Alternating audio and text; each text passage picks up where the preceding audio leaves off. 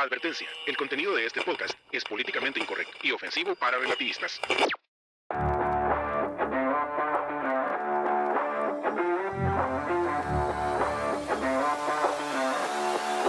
Esto es Pisando Callos, un espacio donde abordaremos de una forma un poquito más seria algunos temas políticos, económicos y sociales que surgen en reuniones de amigos, grupos de WhatsApp, comentarios de Facebook, riñas en X.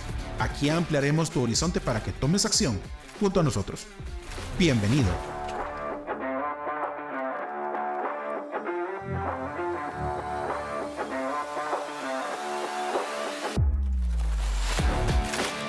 Winston Churchill, conocido por sus discursos inspiradores durante la Segunda Guerra Mundial, quien también era famoso por su ingenio y por su humor. Mientras visitaba a unos amigos, se encontró con un loro que podía aparentemente imitar a la perfección su voz. Este hombre, intrigado, decidió poner a prueba al loro. Se dirigió al ave y le dijo con su característico tono grave: en nombre de la Gran Bretaña, lucharé contra la tiranía y defenderé la libertad. El loro, sin dudarlo, repitió la frase con una precisión asombrosa. Churchill, impresionado, se acercó al loro y le susurró: ¿y qué opinas del precio del pescado? El loro, confundido y sin poder imitar la frase tan compleja que le había dicho Churchill, solo pudo emitir un graznido. Churchill entonces, soltando una carcajada, exclamó: ah, veo que eres un mero imitador. La verdadera originalidad reside en la capacidad de pensar por uno mismo y expresar ideas propias, no solo en repetir las de otros. Esta anécdota ilustra la importancia de la originalidad en el ámbito político. Un líder que solo repite ideas preestablecidas o que se limita únicamente a imitar a otros no puede inspirar ni generar un cambio real. La verdadera fuerza reside en la capacidad de pensar de manera crítica, proponer soluciones innovadoras y desde luego defender las propias convicciones con autenticidad. En un mundo donde la información abunda y las opiniones se multiplican cada día más, la originalidad se convierte en un bien muy preciado. Los líderes que logren destacarse por sus pensamientos independientes y su capacidad de ofrecer soluciones más creativas serán aquellos que guíen a sus comunidades hacia un futuro mejor. Se ha dado cuenta, estimado oyente, que en la política actual, todos los políticos y politiqueros que dicen presentar nuevas propuestas repiten siempre lo mismo. Bienvenidos, esto es Pisando Callos. Hoy hablaremos sobre las próximas elecciones en Bolivia y el contexto político en la región. Para comenzar, recordemos que al siguiente año los bolivianos acudirán a las urnas. Evo Morales busca presentarse a las elecciones presidenciales buscando su cuarto mandato con el movimiento al socialismo. Aunque ahora se disputan la sigla con el actual presidente Luis Arce Catacora. Eso es un asunto bastante candente. Es interesante, David, porque Evo Morales sigue insistiendo y hace exactamente lo mismo. Y de hecho, este panorama no solo es en Bolivia. Muchos de los países latinoamericanos están en las mismas. Morales cuenta con el respaldo del Foro de Sao Paulo, una organización que, vamos a decirlo acá en este podcast, promueve el socialismo del siglo XXI en la región. Es interesante notar que el foro ha elegido a Cochabamba como sede de su próxima reunión poco antes de las elecciones. ¿Por qué será? El Foro de Sao Paulo ha tenido gran influencia en la política latinoamericana. Hoy en día, casi todos los presidentes de la región responden a este foro, con excepciones como México, algunos países centroamericanos y Paraguay. Pero, ¿por qué existe esta hegemonía de izquierda que es bastante fuerte en nuestra región? Muy buena pregunta. A pesar de la caída del muro de Berlín y de la desaparición de la Unión Soviética, El socialismo, David, ha sabido reinventarse, ¿no? Y nuestra audiencia no nos dejará mentir. Hemos pasado del marxismo económico, es decir, el marxismo clásico, al marxismo cultural y de la modernidad a la posmodernidad.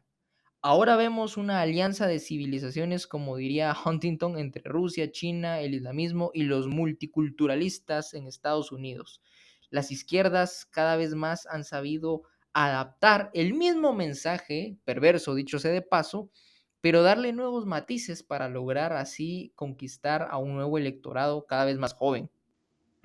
Exacto, para algunos que han creído de que el comunismo ha caído con el derribo del muro de Berlín, pues vemos que se ha ido transformando y se ha ido adaptando hasta el punto que es hegemonía, que está en la mayoría de nuestros países, no solo en Latinoamérica, también está en Europa y hasta en Estados Unidos con Joe Biden, ¿no?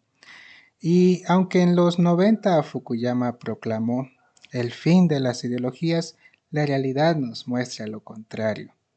Las ideologías, especialmente las socialistas, están más vivas que nunca y por eso siempre repetimos nosotros que el socialismo no fracasó, es un éxito y nos está gobernando, está destruyendo nuestros países. Se han adaptado para mantener su relevancia. Lo cual es muy lamentable, David. Me refiero al hecho de que las ideologías que hoy conservan una mayor vitalidad sean las más dañinas para la gente, como el socialismo, por ejemplo, en sus diversas formas. Mientras tanto, las doctrinas de derecha parecen estar en declive, sin creatividad ni imaginación, y muchas veces imitan a la izquierda, pero lo hacen sin éxito porque las izquierdas siguen gobernando. ¿Dónde está nuestra gente defendiendo los principios de la derecha? Y cuando hablamos de reinventar algunos conceptos, pues bien, en anteriores episodios del podcast hemos hablado de cómo el neoliberalismo vino a tergiversar por completo lo que era el liberalismo clásico. Nosotros no hacemos referencia a que haya que de alguna forma romper con los paradigmas y las teorías clásicas, sino saber cómo adaptarlas al público contemporáneo, poder presentarlas a la juventud que hoy viene en un proceso cada vez más decisivo para nuestros países y hacerlas atractivas para que esas nuevas generaciones se interesen por los principios clásicos. Desde esta tribuna nosotros siempre hacemos referencia a que somos liberales clásicos y las ideologías de derecha, las doctrinas políticas de derecha, debiesen de estar capturando la atención de la gente joven, no como lo hacen hoy por hoy, que más bien las repelen por su incapacidad de poder adaptarse a tiempos modernos. Esa incapacidad y falta de vitalidad de la derecha pues explica en parte la, la hegemonía de la izquierda.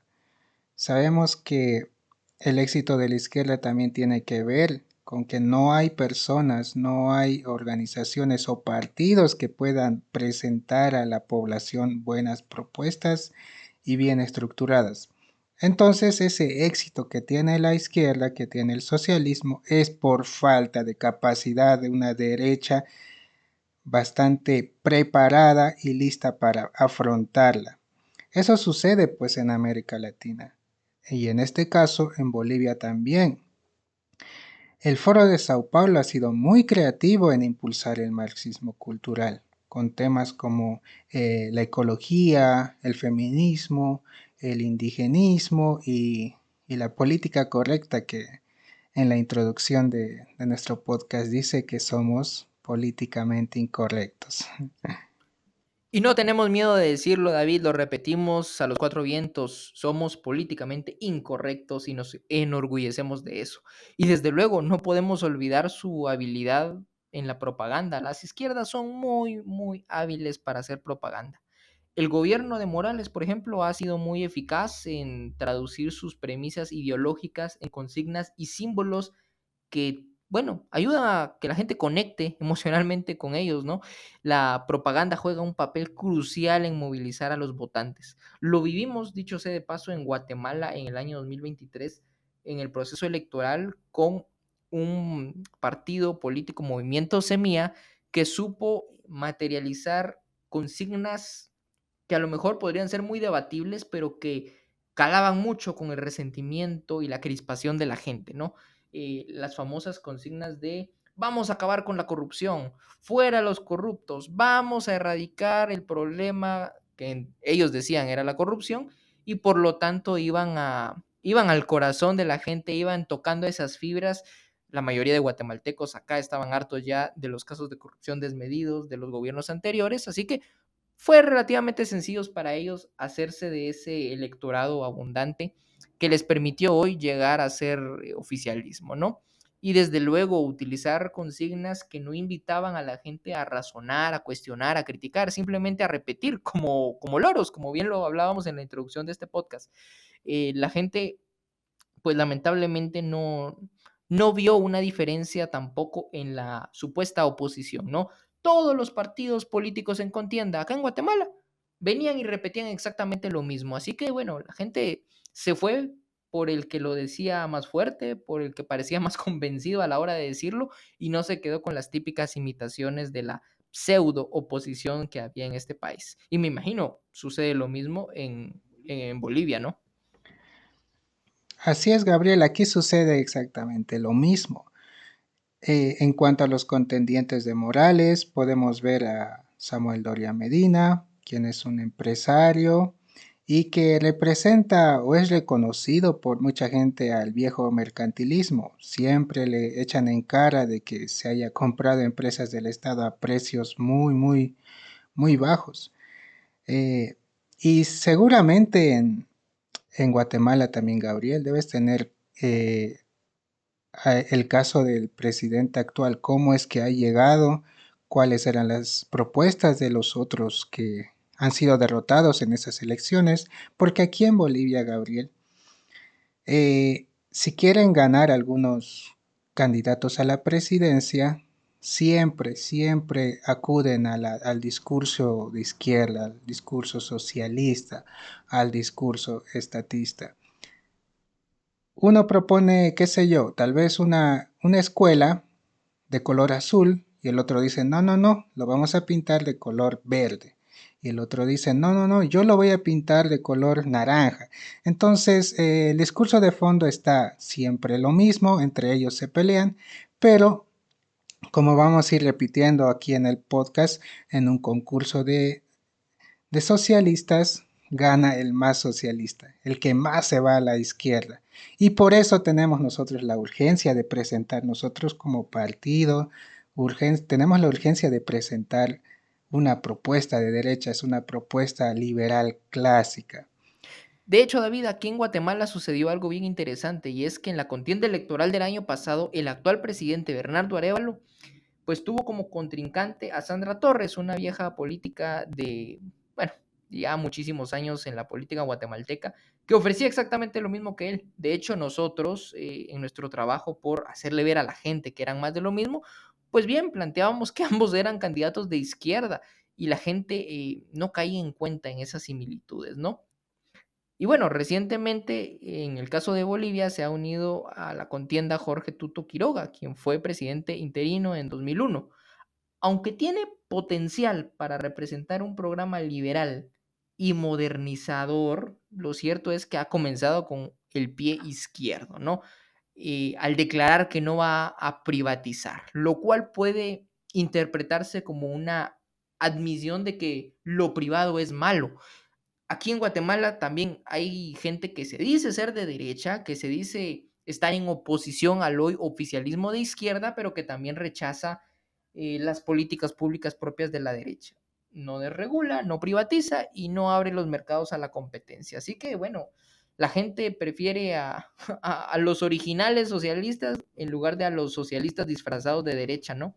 Exacto, Gabriel. Si hay originales, nadie quiere copias. Es el error clásico de la derecha en Latinoamérica. Tratar de parecerse a esa izquierda para ganar votos, pero sin éxito. Todos tibios, con miedo a decir la palabra privatícese. Si Quiroga quiere tener alguna posibilidad, que yo no creo que tenga posibilidad, necesita rectificar su mensaje y diferenciarse claramente de los socialistas sin caer en el llamado tercer sistema, ¿no? Que dicen ni izquierda ni derecha, nosotros somos tercer sistema, sin caer en eso. Pasa algo similar a Fujimori en el Perú, David, porque la gente está reviviendo a un viejo político. Y digo reviviendo porque casi que, que Fujimori ya está en las últimas, pero bueno, no veo que se reinvente, no veo que cambie el mismo discurso que tenía a finales de los 90, inicios de los 2000. Y de esa cuenta la gente seguirá eligiendo el socialismo, porque no ve realmente una propuesta diferente, no ve cambios sustanciales en el discurso de los candidatos que se dicen van a frenar al socialismo, ¿no? Aún faltan algunos meses para las elecciones y esperemos que Quiroga pueda corregir su rumbo. La competencia en Bolivia está intensa y será muy interesante ver cómo es que se va a desarrollar todo este conjunto de eventos en las próximas semanas. Y sin duda, el próximo mandatario tendrá una tarea muy difícil. En aquí las cosas se están poniendo bastante complicadas para, especialmente más difícil para aquellos que levantan la bandera liberal. Hay candidatos que se están presentando como liberales, pero siempre terminan cayendo en discurso de izquierda por querer ganar votos. Ese es un error bastante grande que ocurre y seguramente haya también alguno que se levante, allá en Guatemala, alguno que se levante diciendo que es liberal, seguramente va a ir cayendo en las prácticas del socialismo, como le está sucediendo a Javier Milei, Gabriel. Totalmente, política intervencionista a tope en la Argentina. Pero los argentinos creían que Milei iba a ser el resultado de un cambio profundo. De hecho, pasa en muchas partes, ¿no? Porque la gente empieza a denominarse liberal. Aquí, mira cómo sucede en Guatemala. Muchos empiezan a usar el estandarte liberal una vez que ya salieron de hacer política y que toda su política fue totalmente de izquierdas. Y que seguramente de darles otra oportunidad no van a corregir el rumbo. Yo creo que van a seguir en su mentalidad de estatista y no van a lograr los cambios profundos. Por eso es que nosotros desde esta tribuna invitamos a toda nuestra audiencia a ser muy críticos, no a repetir como loros, no a caer en el discurso populista barato de las izquierdas que tratan de meternos más en socialismo y de las derechas malas que hacen exactamente lo mismo, solo que un poco más matizado, ¿no? Sino a que seamos agentes que podamos tener conocimientos, que en base a esos conocimientos podamos criticar, generar, comprometer e inspirar a la gente para poder hacer liderazgos fuertes de verdadera derecha, que no sigamos cometiendo los errores que la derecha mala ha hecho en nuestros países. Tenemos que lograr que la derecha en nuestros países sea un estandarte de los principios liberales clásicos, que la doctrina liberal clásica y sus principios de gobierno limitado, mercados libres y propiedad privada se desmarquen totalmente del típico discurso asistencialista, mercantilista de las derechas malas o de las izquierdas. Así que esa es la motivación que nos reúne cada semana a David y a mí, el poder comprometer e inspirar a nuevos liderazgos, a toda la gente que nos está oyendo, que se sume a nuestro proyecto de cambio de sistema y desde luego que no sigan a imitadores y que no sigan a originales malos, que sigan a los originales buenos, que somos los liberales clásicos en América Latina. Así que, pues, estamos muy entusiasmados con este proyecto, los invitamos a dejarnos su like, a dejarnos sus comentarios. Nos encantaría saber qué les está pareciendo estos episodios que estamos trayendo para ustedes semana a semana. Y desde luego que nos apoyen compartiendo nuestros directos. Y desde luego que nos apoyen compartiendo nuestras emisiones para poder así llegar a más latinoamericanos valientes y comprometidos con la verdad y con la defensa de lo que es correcto. Ha sido un gusto, David. Muchísimas gracias. Nos veremos la próxima semana. Hasta la próxima, Gabriel. Bendiciones. Podcast basado en el libro Pisando Callos del doctor Alberto Mansueto.